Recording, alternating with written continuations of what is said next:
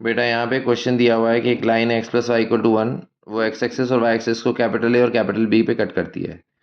फिर A M N जो triangle है वो ट्राइंगल ओ ए बी के अंदर है,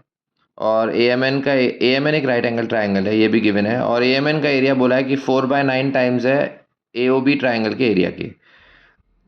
ठीक है, और ए एन और एन बी का ratio A N by N B lambda is to 1 दिया हुआ है। तो लैम्डा की जो जो पॉसिबल वैल्यूज हो सकती है उसका सम बताना है।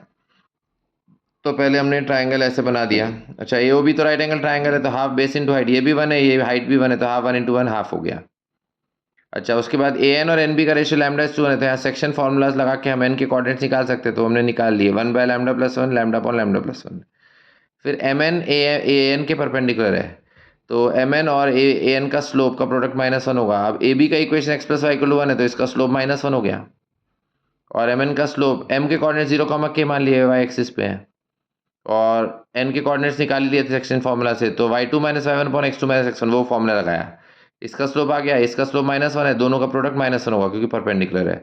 तो वहाँ से k की वैल्यू भी लैम्डा के टर्म्स में आ गई, lambda -1 upon lambda plus 1।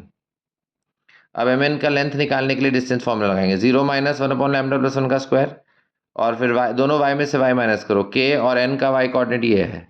Lambda upon lambda plus 1, तो k की वैल्यू पुट कर दी, lambda -1 upon lambda plus 1 minus lambda upon lambda plus 1 का स्क्वायर। तो इसको सिंप्लीफाई करने पे इसका लेंथ आता है √2 अपॉन लैम्डा प्लस 1। फिर ए एन का जो लेंथ है, अब ये रेशियो लैम्डा इज टू 1 का रेशियो है, तो ए एन का लेंथ जो होगा वो lambda upon lambda plus 1 times A B होगा, lambda upon lambda plus 1 times A B का लेंथ √2 है डिस्टेंस फॉर्मूला से, तो ये √2 लैम्डा अपॉन लैम्डा प्लस 1 आ गया। फिर हमने यहाँ पे वो हाफ बेस इंटू हाइट किया क्योंकि ए एन और एम एन परपेंडिकुलर है, और ये गिवन है कि 4/9 area of triangle O A B है, ओ ए बी का ए ओ बी का एरिया हाफ है, तो ये 2/9 के इक्वल हुआ,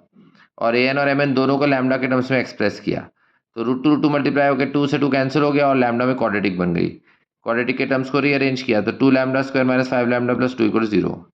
अब इसके दो रूट्स होंगे क्योंकि क्वाड्रेटिक है, और सम ऑफ रूट्स का फॉर्मूला होता है -b/a, तो लैम्डा 1 और लैम्डा 2 दो रूट्स है, सम ऑफ रूट्स का फॉर्मूला लगाया, लैम्डा 1 प्लस लैम्डा 2 क्या आ गया -b/, मतलब 5/2। तो यही हमारा फाइनल आंसर।